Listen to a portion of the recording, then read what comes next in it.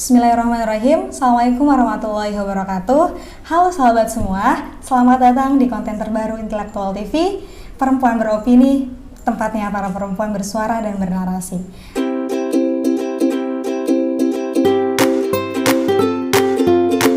Baiklah, di episode perempuan yang pertama ini, saya akan sedikit bercerita dan mereview buku yang telah saya baca. Dan sebelum saya mereview buku yang telah saya baca, saya akan bercerita sedikit mengenai tentang pengetahuan di Indonesia saat ini. Nah, yang saya telah ketahui, menurut UNESCO pada tahun 2017 lalu, bahwasannya masyarakat Indonesia ini kedudukan dalam literasi bacanya itu hanya 1%, yang mana banyaknya masyarakat Indonesia dari ribuan Indonesia itu ternilai hanya 1 orang. Nah, contohnya kita ini di sini ada ribuan orang, tapi menurut UNESCO di sini 1000 orang manusia, tapi hanya 1 orang yang bisa membaca tersebut. Nah, terus dan kita sebagai mahasiswa harus terus membaca. Karena pentingnya membaca itu untuk kita mengasah otak agar kita mengetahui apa saja sih pengetahuan yang memang kita belum ketahui. Dan adapun harus kita itu sadar diri bahwasannya kita tuh tidak ada apa-apanya gitu loh. Harus terus memantaskan diri. Bagaimana sih menjadi pribadi yang lebih baik, seperti itu.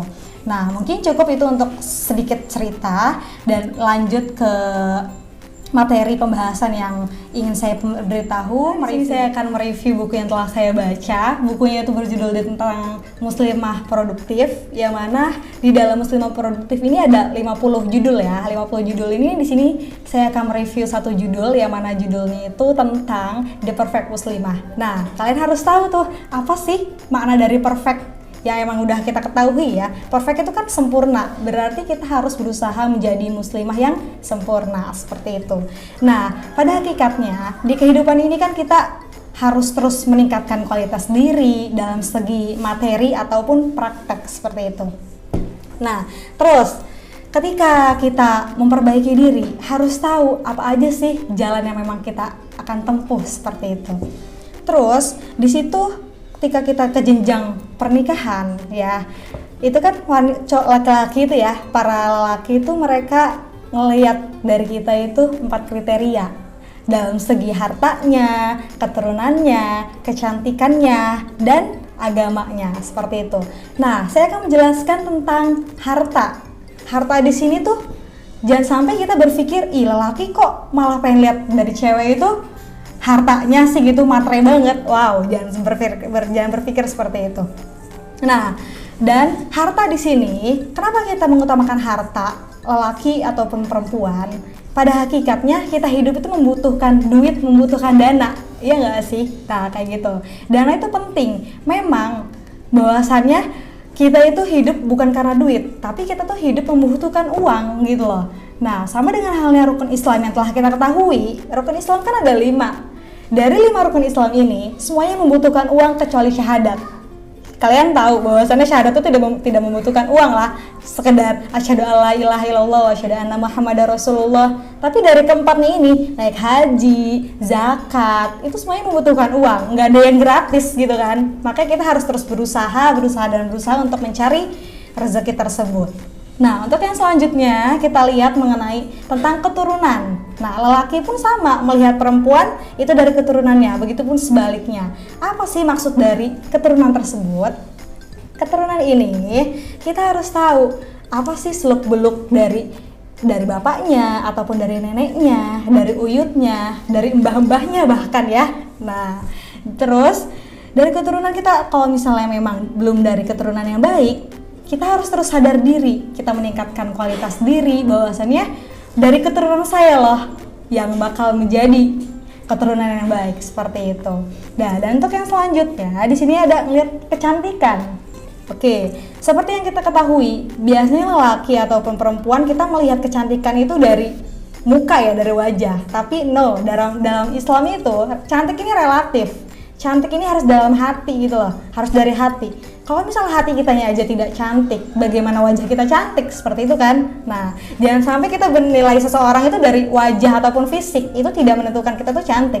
Tapi lihat kita dari imannya, Islamnya, seperti itu.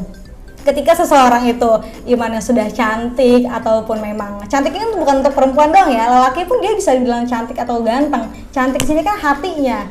Ketika dia bersih, selalu mengingat Allah gitu kan, berarti dia itu ya sudah luar biasa lah.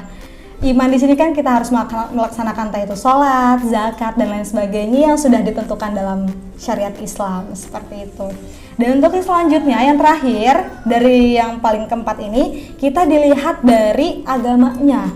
Nah, agama di sini bahwasannya apa aja sih agama Islam itu? Maksudnya di sini tuh apa aja sih yang diajarkan menurut agama? Kita makan pun ada tata caranya, kita berbicara pun ada tata caranya, kita belajar pun ada tata caranya. Kita harus tahu semuanya itu. Nah, ketika kita memang terus belajar berbicara ataupun memang praktek dalam segala hal, itu ada tata caranya. Nah, terus untuk yang agama di sini, kita harus memperdalam agama Islam itu seperti apa gitu kan? Ya terutama akhlak. Akhlak itu paling utama. Nah, ketika memang manusia, seseorang dia tapi akhlaknya itu nihil, itu tidak ada apa-apanya sahabat, seperti itu ya. Nah, akhlak itu penting. Sopan santun, bagaimana kita bertutur baik kepada seseorang, bagaimana kita harus melantunkan kata-kata yang baik, yang sopan, seperti itu ya. Kita bisa saja melakukan segala hal, tapi ketika kita nih minta tolong, hayo sahabat, minta tolong dong, bantu saya, seperti itu contohnya. Nah, tapi kalau misalnya kita ngomong, woi, minta tolong dong, siapa sih mau kalau misalnya kita ngomong kayak gitu kan, minta tolong, itu kan secara tidak langsung, lu tuh sebenarnya minta tolong atau memperbudak sih, seperti itu kan. Nah, jadi kita ngomong baik-baik itu secara tidak langsung orang juga yang berbicara sama kita merasa, wow, ini orang harmonis banget gitu kan. Nah, harmonis ini bukan hanya sama sepasang doang ya, tapi kita harus merasakan keharmonisan sama semua orang, seperti itu. Nah, terus mengenai tentang keislaman, kita harus tahu bahwasannya nih ya, keislaman itu kan akhlak ya, tadi saya sudah ucapkan gitu. Nah, cantik itu relatif. Nah, di dalam Islam itu kita cantik itu kan bagaikan 0 kalau di angka ya. Nah, tapi kalau misalnya akhlak itu angka 1. Cantik itu 0. Kalau misalnya kita nih akhlaknya udah baik, berarti kita dapat nilai 1.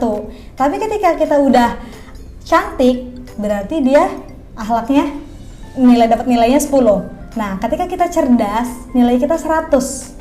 Ya kan? Nah, kalau misalnya kita sudah berekspresif, sudah bagus nih dalam berbicara, dalam segala hal kita udah mengetahui, itu 1000. Tapi ketika akhlak kita tidak ada gitu kan, itu sama saja 0, nggak ada apa-apanya bagi seseorang itu. Percuma kalau misalnya kita sudah berusaha belajar semaksimal mungkin, tapi itu nggak ada akhlaknya, itu sama saja 0. Satunya itu di langit ngeglinding gitu kan. Nah, seperti itu.